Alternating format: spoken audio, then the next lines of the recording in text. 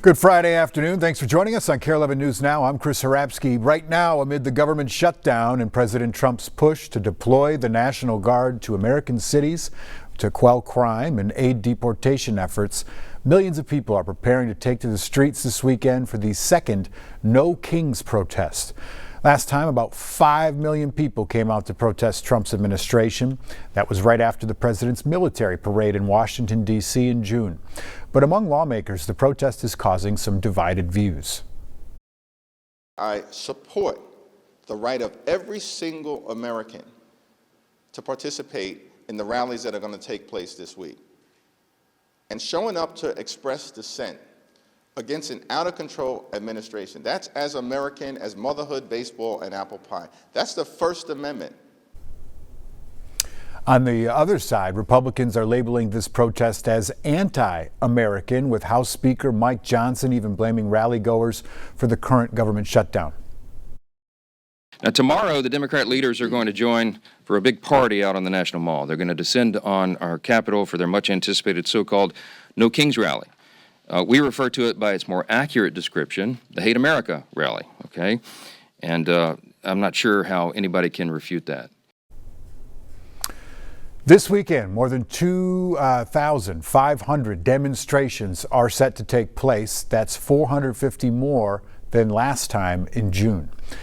Also developing this afternoon, Ukraine's President Volodymyr Zelensky meeting with President Trump at the White House as the question over Tomahawk missile sales remains on the table. The missiles that President Zelensky is asking for have a long enough range for Ukraine to strike Moscow, and President Trump is floating the idea of providing them. This meeting comes only a day after Trump announced he is planning to meet with Russia's President Vladimir Putin in efforts to end the war in Ukraine. Amy Kiley has more. Tomahawk missiles are potentially on the line for Ukrainian President Volodymyr Zelensky as he visits President Donald Trump at the White House today. They have a long enough range for Ukraine to strike Moscow. Exactly such pressure may work for peace. Trump is floating the idea of providing Tomahawks to Ukraine.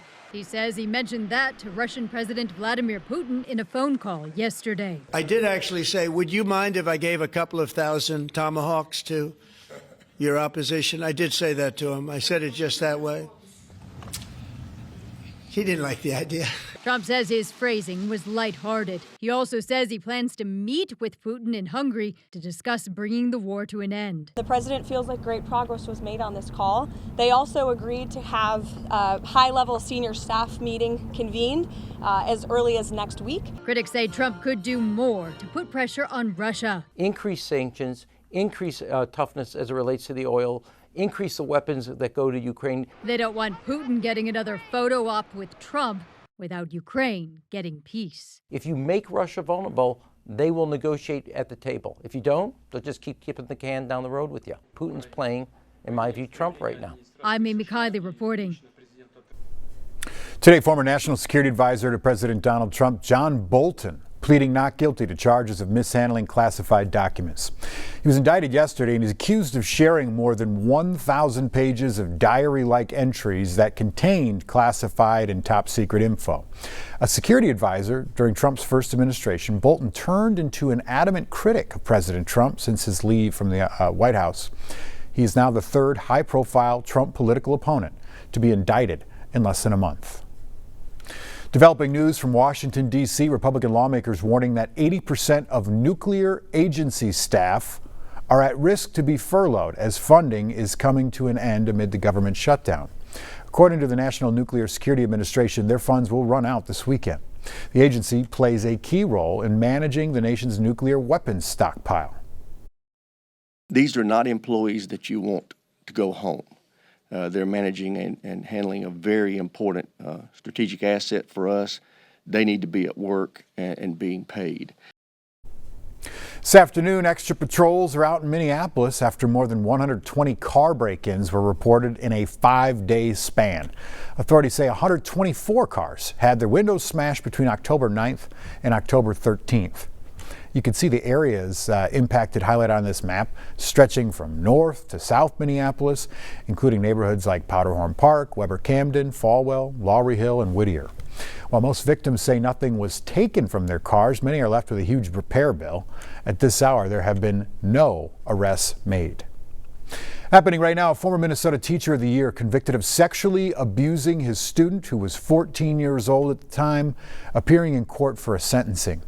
Abdul Wright was charged in May after the victim's mother said her daughter was assaulted in Wright's 8th grade class at Harvest Best Academy.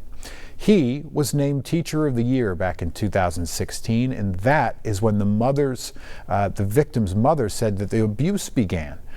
Wright will now likely face 12 to 14 years in prison.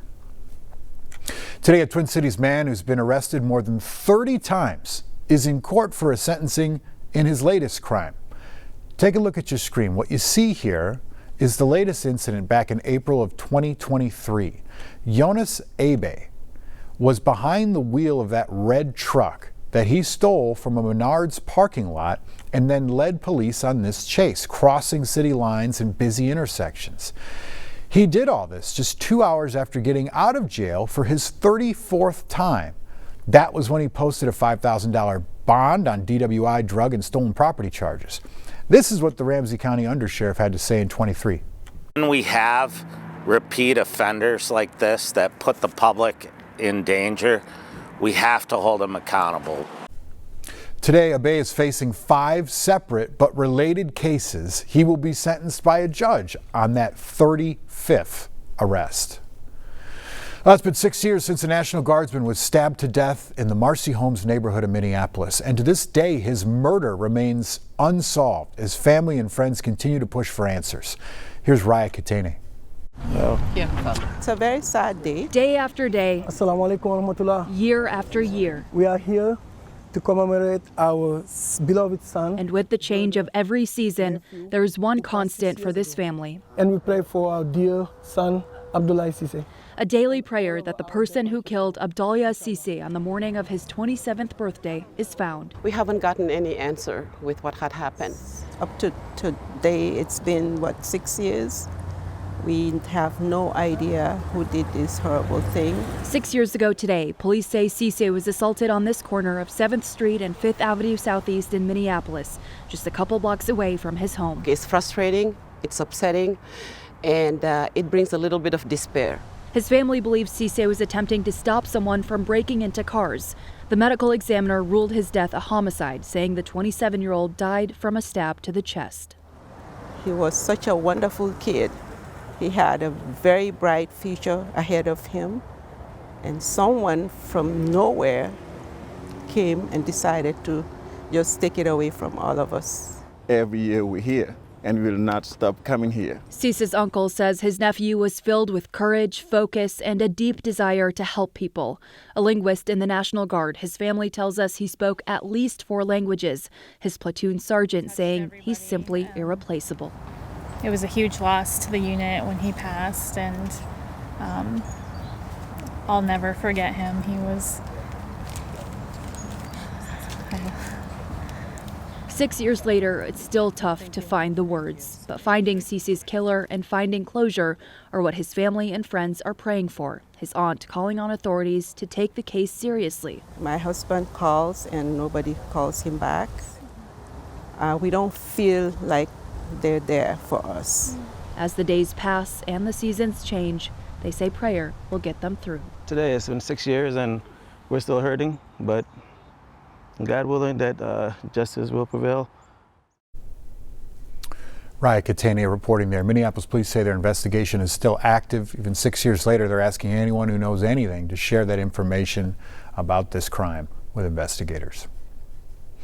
Today, 2 people now facing terrorism-related charges after a July shooting outside an immigration detention center in Texas. One officer was shot in the neck during the shooting, but he survived. Autumn Hill and Zachary Evitz are charged with attempted murder and providing support to terrorists. This comes a month after President Trump's order to designate Antifa, a decentralized anti-fascist movement, as a domestic terrorist organization.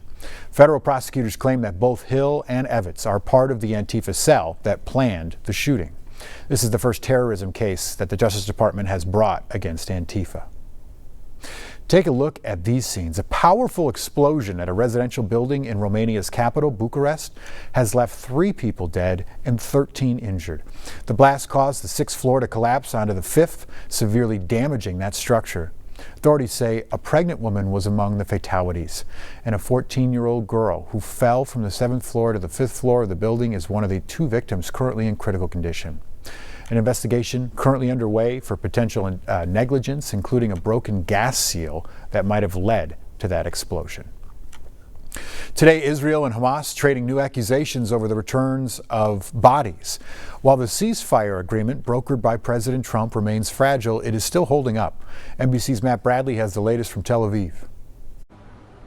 Well, it's the end of a very momentous week here in the Holy Land, and so far, this very tenuous truce appears to be holding, despite shooting incidents by the Israelis that have killed dozens of Palestinians and major disputes between Hamas and the Israelis over sticking to this deal. Now, the Israelis have been complaining regularly that Hamas hasn't surrendered enough of the bodies of the hostages that they had promised as part of Trump's 20-point plan. There were 28 hostages, dead corpses, who were supposed to be sent over to Israel. So far, only 10 bodies have been sent. One of them, well, according to the Israelis, was shown to have not been one of the hostages and may in fact be a Gazan or a Palestinian. So the Israelis are complaining about that, and that is definitely taking a toll on the viability of this ceasefire. But at the same time, Hamas had already projected and told all of the parties involved in the negotiations that this could be a possibility, that finding these remaining bodies would be very difficult. Meanwhile, aid is surging into the Gaza Strip, but not nearly enough, according to aid groups and advocacy organizations. Hundreds of truckloads of aid, maybe even nearly half of them as part of United Nations aid efforts, have now been sent into the Gaza Strip. However, the Rafah border crossing between the Gaza Strip and Egypt remains closed. We heard from Israel's defense minister saying it could open on Sunday, but not for aid, only for people. Matt Bradley, NBC News, Tel Aviv. Stick with us. More news and weather coming up after the break.